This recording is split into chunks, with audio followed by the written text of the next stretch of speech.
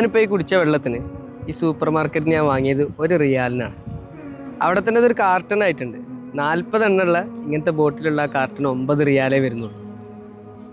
ഈ ഒരു വെള്ളത്തിൻ്റെ കുപ്പി ഞാൻ കഴിഞ്ഞ പ്രാവശ്യം എയർപോർട്ടിനകത്ത് നിന്ന് വാങ്ങിച്ചത് ₹10 കൊടുത്തിട്ടാണ്. നമ്മളൊരു മരുഭൂമിൻ്റെ നടുവ് നിന്നാണെന്നുണ്ടെങ്കിൽ ഈ വെള്ളത്തിൻ്റെ വില നമുക്ക് വിലമതിക്കാനാവാത്തതാണ്. അപ്പോൾ നമ്മുടെ സ്ഥലത്തിനനുസരിച്ച് സാഹചര്യത്തിനനുസരിച്ച് ഈ സെയിം ബോട്ടിലിൻ്റെ വാല്യൂ മാറുന്നുണ്ട്. അപ്പോൾ നമുക്കൊക്കെ ചിലപ്പോൾ തോന്നും ചില സ്ഥലത്ത് ചില ആളുകളുടെ ഇടയിൽ അവർ നമ്മെ വാല്യൂ ചെയ്യുന്നില്ലല്ലോ എന്ന്. അത് നമ്മുടെ മൂല്യം ഇടിഞ്ഞതുകൊണ്ടല്ല. ഇപ്പോൾ ഒരു സ്വർണം അത് ഒരു മൺകൂനയിലാണ് കിടക്കുന്നതെങ്കിലും ആ സ്വർണത്തിന് ആ വാല്യൂ ഉണ്ട്.